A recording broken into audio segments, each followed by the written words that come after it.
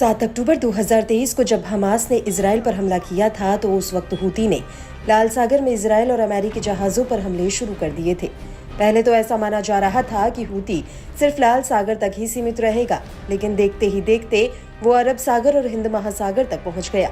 यहाँ तक कि उसने इजराइल के हाइफा तक कई ड्रोन और मिसाइल फायरिंग की और इसके बाद हूती ने तेल अवीव में एक बहुत बड़ा ड्रोन अटैक किया था। यह हमला अमेरिकी दूतावास के बिल्कुल बगल में ही हुआ था।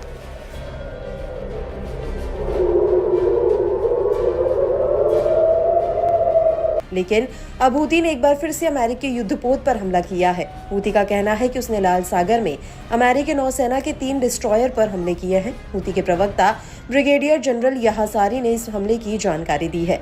हूती का कहना है कि ये तीनों ही जहाज इजराइल के कब्जे वाले फिलिस्तीन की तरफ बढ़ रहे थे।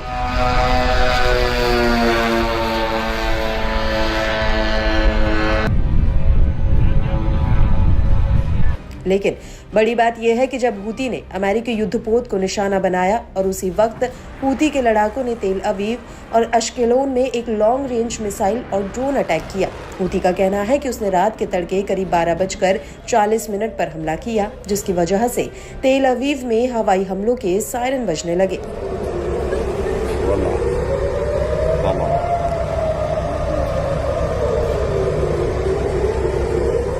وكانت العملية مشتركة بين القوات البحرية وسلاح الجو المسير والقوة الصاروخية، وقد أدت العملية بعون الله تعالى إلى إصابة المدمرات الثلاث إصابات مباشرة، وهي العملية البحرية الأوسع للقوات المسلحة اليمنية في معركة الفتح الموعود والجهاد المقدس، إسنادا لطوفان الأقصى وردا على العدوان الأمريكي البريطاني على بلدنا। आपको बता दें कि हूती ने इससे पहले तेल अवीव पर फिलिस्तीन 2 मध्य दूरी की हाइपरसोनिक बैलिस्टिक मिसाइल से हमला करने का दावा किया था। इसके अलावा हूती ने अश्केलोन में आईडीएफ के एक ठिकाने पर ड्रोन अटैक भी किया था।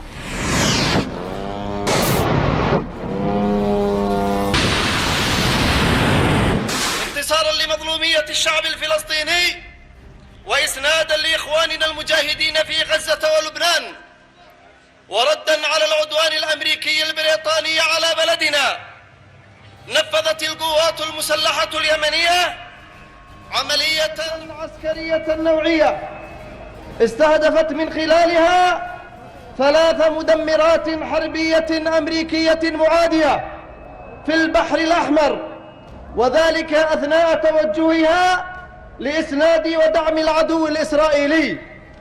وقد نفذت العملية ب23 صاروخا باليستيا ومجنحا وطائرة مسيرة।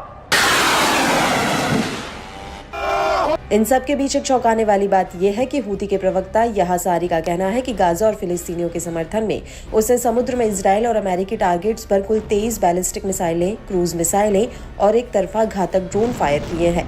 हूती के लिए ये सबसे महंगा नौसैनिक अभियान रहा है। आपको बता दें कि हूती ये भी ऐलान कर चुका है कि अगर जरूरत पड़ी तो वो इजराइल के खिलाफ लड़ने के लिए लेबनान में अपने हजारों लड़ाके भेजेगा।